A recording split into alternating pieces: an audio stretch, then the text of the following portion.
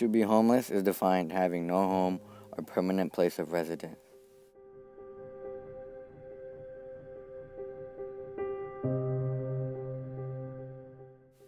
In January 2015, 564,708 people were homeless on a given night in the United States.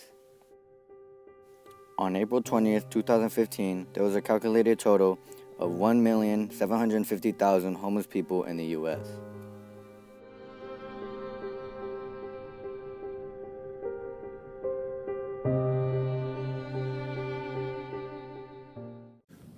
Well, 10 years ago, our community got together and wrote a 10-year plan to end homelessness called Heading Home Hennepin.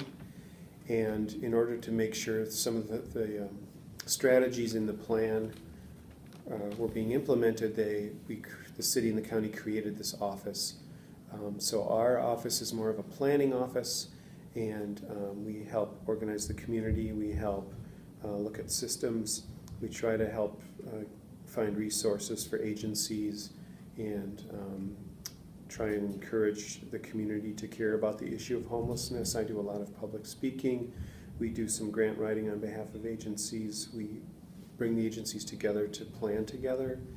We try to work within the government to make sure that programs and departments are working their best for people who are the poorest people in our community.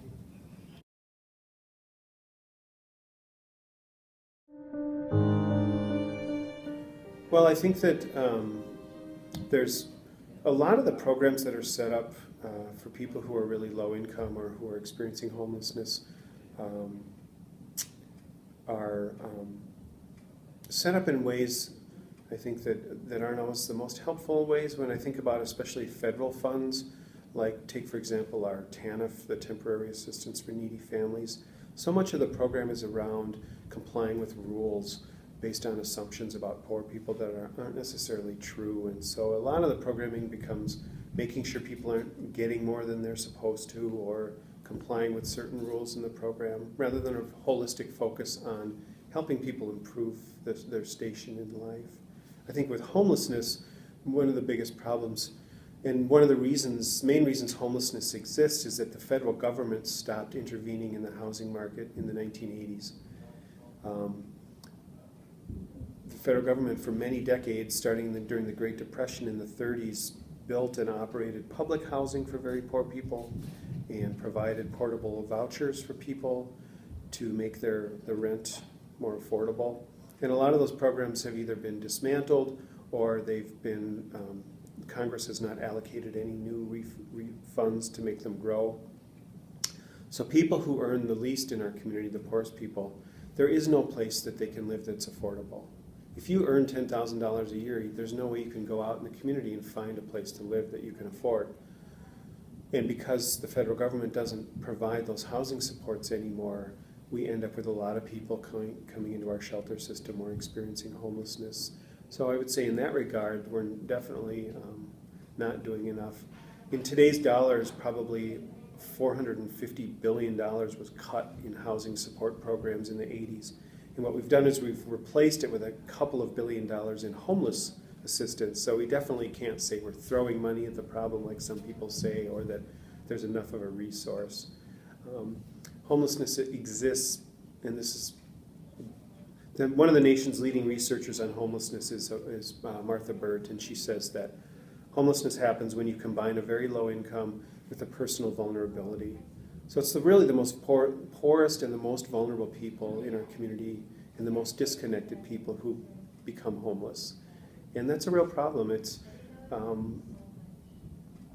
we should be assisting and elevating and helping, raising up the most vulnerable people in our community and not having them experience homelessness. Okay.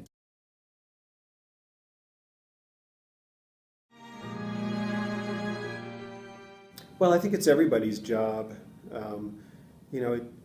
Everybody should invest in, first and foremost, in the health and safety and well-being of children and young people. And by young people, I mean everyone up to the age of 24. Whether you're a teenager or a child or a transitioning young adult, all of us who are older than that needed a lot of help and support to get to where we are in life. And I think for poor families, especially, and children in poor families, the door is often shut on them. They don't get the access to the opportunities. There's a daily struggle for survival, which means you can't think about tomorrow. And so it is the government's job, and it's the job of a community to make sure that everybody has equal access to the same opportunities. I think, especially, I mean, when you leave the job of helping poor and homeless people up to individual communities or states, then you get a real discrepancy in variety in how much help happens. In Minnesota, I would say, in Hennepin County, our government, I would say, probably spends more and does a lot more to help homeless people than almost any county in the United States of America. We're one of only 4 counties left in the United States that guarantees a right to shelter for families. We invest a lot in our young adult homeless and supportive housing programs. We try and capture whatever state and federal money we can to help.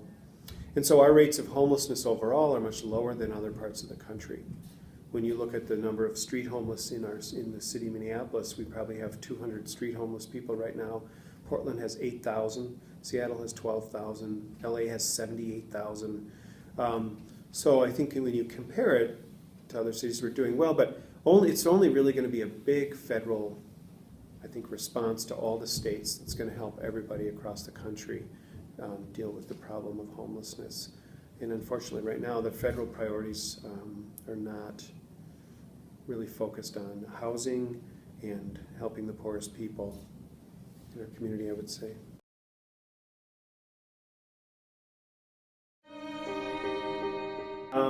Well, I think getting back into intervening in the housing market, in the rental market, on behalf of the poorest people in our community, reinvesting in programs that build housing.